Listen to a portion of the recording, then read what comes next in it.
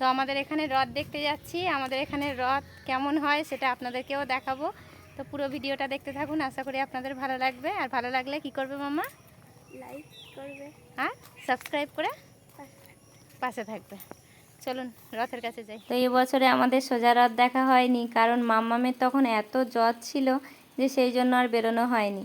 তো এই উল্টো রথ দেখতে বেরিয়ে পড়েছি। এখন আছি আমরা নদীর ধারে। এই নদীর ধার থেকে আর আমাদের গলি পর্যন্ত রথটা নিয়ে যাব। আর আকাশে এত মেঘ আর বৃষ্টি হতে পারে সেই জন্য আর বাজারের দিকে যায়নি। আর এই দেখুন নদীতে মানে সবে জোয়ার শুরু হয়েছে।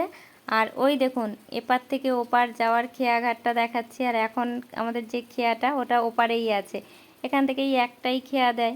তো ওই খেয়ায় লোক ভর্তি হয়ে গেলে তারপরে এপার মানে আসবে। তো এদিকে এই যে আমাদের রথটা চলে আসছে।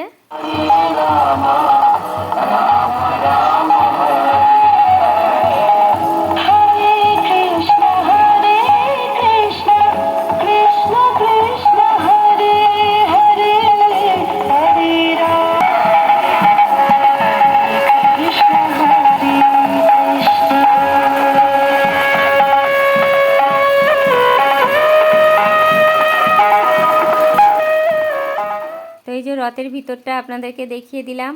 আর এই যে আমাদের এখানে একটাই রথ হয়, মানে 3-4টে গ্রাম মানে মিলিয়ে এই একটাই রথ হয়। আর প্রচুর মানুষ এই রথ টানতে আসে, তো খুবই মজা হয় আর আনন্দ হয় রথ টানতে।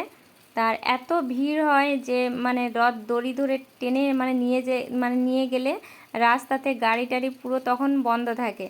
তো এখন এই গ্রামের রাস্তায় ঢুকে এসছে বলে এখন কম লোক লাগছে। যখন আমাদের মানে মেন রোড থেকে মানে রথটা যায় তখন মানে টোটালি গাড়ি মানে বন্ধ থাকে। ওই রাস্তাটা ওই সময়টুকু মানে যাওয়া যায় না, এত লোক হয়। তো খুব মজা হয়। মামা রথ দেখে কি নিয়ে আসছিস? চাউমিন। চাউমিন? হ্যাঁ।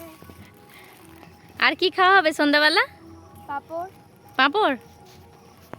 আমরা রথ টেনেছি আমাদের নদীর ধার থেকে। আর আমাদের এই রাস্তাটুকু একটু রথ টেনেছি।